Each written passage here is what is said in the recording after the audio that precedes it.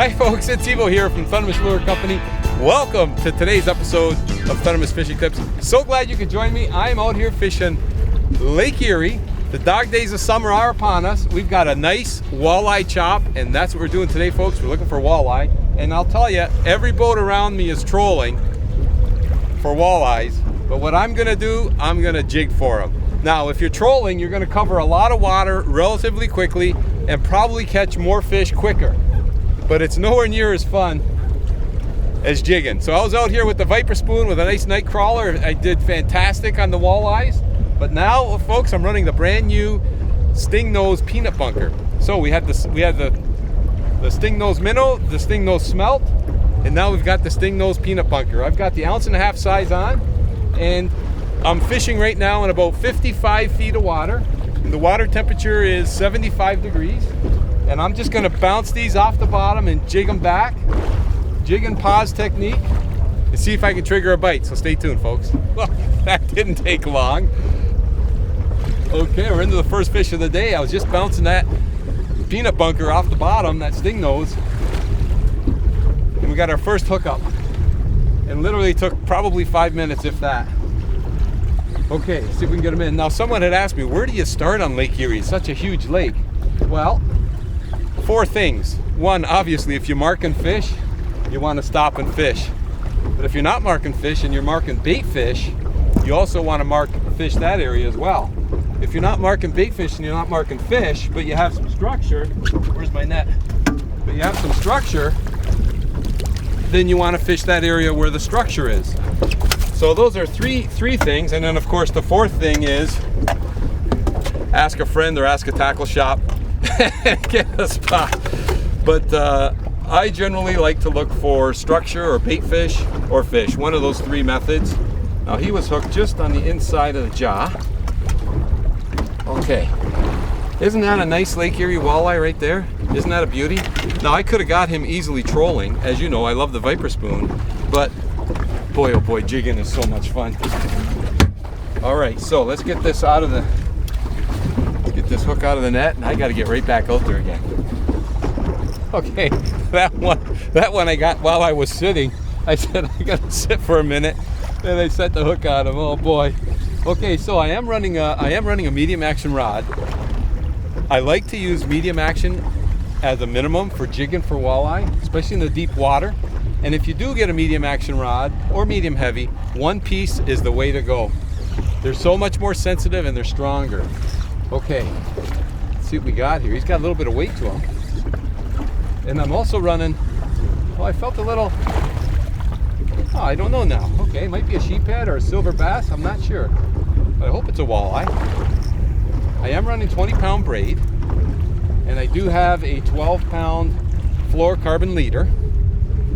So I've got the advantage of the no stretch with the braid because I'm fishing so deep. But then I've got the advantage of the no visibility or low visibility with the fluorocarbon. And I've got myself a real nice walleye. And see how they're fighting here on the jig? That's what I love. I absolutely love it. That's a nice walleye. Oh boy. Nice walleye. And that's why you need a little bit of backbone for that hook setting power. Look at this. This is what I mean. I love trolling. You put fish in the boat, but you don't get this fight. Okay. Oh boy. There's a nice Lake Erie chunky walleye right there. Look at that fish. Wowzer. Okay, that is a nice Lake Erie chunky walleye with a mouthful of sting nose. Now, oh, look at that, it just came off. Oh, it went right through. It went right through him. Went right through him. Okay, now that is one nice Lake Erie chunky walleye right there on the jig. You absolutely gotta love that. Now that's a big one. I'm gonna let this one go, folks. We'll let him go. Okay, what a beautiful fish that was. Nice little release. Back out I go. And I gotta share this with you. The reason I was sitting down, I was on the phone with a friend of mine, Bill. If you're listening, that's the phone call fish right there. I did a one-handed hook set. Okay, we're gonna go right back out there again because where there's one, there's more, and I'm in 55 feet of water right now. and we're gonna jig this right off the bottom again, see if we can get into another fish. But that was an absolute beauty. I absolutely love jigging. I love fishing, you know, and if there's someone you know that has thought about going fishing and hasn't yet, and you get an opportunity, take them out. Introduce someone new to fishing. It's a great sport, the outdoors, and it's a lot of fun. And when you get days like this, you know, or like I mentioned, our winters seem to be really, really long for some reason, and our summers seem to be short. You get a day like this in the summer, you want to spend it all day on the water. You definitely don't want to be doing yard work on a day like today. I always say to my wife, the yard work, I could do that on, you know, really windy days or days when you can't make it out to the lake. Those are the days when you want to get the other things done. But days like today, oh, you want to take advantage of. This feels like a nice fish. And it is a nice fish. Nice Mr. Wally. That's another good eater. Oh, yes. Hey, look at that walleye. That's a nice little chunk. Nice chunky fish. Let's get him off. Hey, that, folks, is what jigging for walleye is all about. That, again, is just a perfect eating size. Hey, isn't that a nice walleye? Beautiful fish. Okay. In goes the live well. And back in goes my Stingnose. Now, I am casting.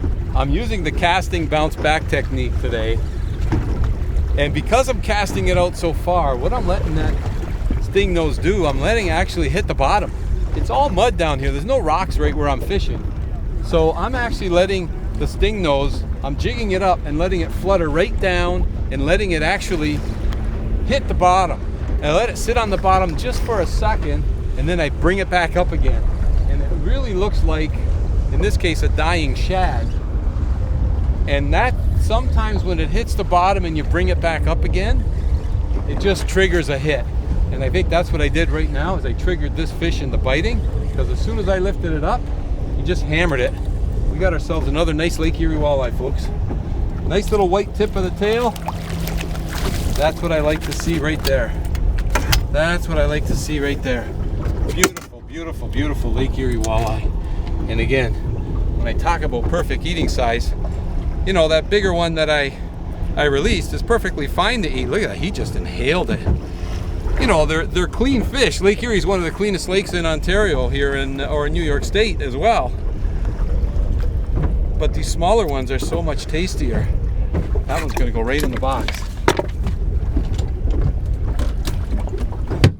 Okay, in the box he goes. And like I say, I'm casting. And I'm not afraid to get that distance, because with this braided line, the fact that there's no stretch, I'm able to cast it out as far as I want, and I'm not worried about stretch. If I was running straight mono, you cast it out that far and you're fishing 50 feet down, what happens is when you go to set the hook, all you're doing is getting line stretch. That line just stretches and that hook's not penetrating into the fish's mouth. Whereas this way, with this braided line, when you set the hook, even though I've got all that line out and it's down 50, 55 feet, I'm still able to get myself a nice, good hook set. So that's what I mean about letting it hit the bottom and then just jig it up, let it flutter down, let it hit the bottom, wait a second, and then jig it up again. That seems to be the technique that's working the best right now, so I'm going to stick with it. Now, who wouldn't like to jig? I'm telling you, drifting and jigging, it is a riot. I remember when I used to fish tournaments with Big John. We used to drift all the time, and we used to be known as the drifters. But you know what? It's just so much fun. Like I say, you'll find me. I will troll. I'll troll for fish, no problem. Troll for walleye, troll for salmon, no problem. But you give me a good drift and a jig, look out. That's what I'm going to want to do. Okay. And then it's beautiful when you see that white tip in the tail. You see that white tip in the water? That is exactly what you want to see. You want to see that nice walleye tip in the tail, that white tip in the tail. When you see that in the water, you start to get excited. Again, these are all nice eater fish right there. Whoop, that's a nice eater fish right there. Okay, what a day I'm having out here today. It really doesn't get any better than this. I don't think it does anyway. Okay, now that was a different bite. It doesn't feel like a walleye, but I am in the same zone, and like I say, where there's one, there's more. Let's see what we got here. Maybe it's a silver bass. There's also silver bass out here, and of course sheephead. This one happens to be, oh, it's a nice silver. Look at that. Beautiful silver bass. Okay, I could tell just by the way he bit. He bit more like thump, thump, thump, whereas the walleye, they just take it right in. Okay, that's a nice silver bass right there. Okay, all right, now if you're ever wondering what a 10-kilometer-an-hour wind looks like on Lake Erie, this is it. And to me, that's the absolute perfect when I see 10 kilometer out of the southwest, it's like it's like ringing an alarm for me. You got to get out to Lake Erie. It's the perfect condition. You got a nice chop, you've got a nice drift. It's the perfect condition for using jigging spoons. Now, if it was flat calm and you still wanted to jig, then in a case like that, I would use more like a flexi jig with a shad type bait and work that on the bottom. But those flatter conditions, get out your Viper spoons and start trolling. But you got a chop like this and a nice drift, you're able to cover water. Boy, oh boy, it's hard not to beat the jigging spoon bite, because it is just so much fun. Okay, that was another, definitely not a silver bass, because that silver bass bit tap, tap, tap. This was more of a thump. And it doesn't feel like a big fish, so hopefully it's a nice eater-sized walleye. Now, I am using the silver, as you probably noticed, because it's such a bright sunny day. That silver picks up a lot of that sun and reflects nicely. But the gold, honestly, on Lake Erie is also a great color because of all the gobies. And again, I went so heavy because I'm fishing so deep, 55 feet of water. So you need to get your jig down there. If I was fishing shallow or maybe one of those little lakes up in cottage country, I would go with 1/2 ounce, 3/4 ounce. So you just decide on the weight based on where you're fishing, and look at that. There we go. That's what I talked about. Nice eater size walleye right there. Isn't that a nice eater size? Okay. And that's a beauty of fishing out here. Get some of these nice Lake Erie, good eating size walleye. You're out on the water all day. You're enjoying a fantastic day of fishing. You're out in the outdoors, getting your fresh air and catching fish and bringing them home for the table. What a bonus that is. You know what? This is gonna feed myself, my wife, my family. It's always nice to bring home some fresh fish for the table, that's for sure. Okay, time to keep jigging. I'm just having too much fun out here, folks. Like I say, 10-kilometer winds, that for me is like ringing the dinner bell. You just got to make your way out on the water. Perfect conditions. I'm going to enjoy it out here. I'm going to stay out here all day and just keep jigging and having myself a great day. So wherever you are, if you've never tried jigging, give it a try. If you like to troll for a little, jig for a little, especially if you hook into a fish, mark that area, go back and work that zone, and you'll have yourself a great day. I'm having a great day, and I want to thank you ever so much for joining me on today's episode of Thundermist Fishing Tips. And as always, folks, until next time, good luck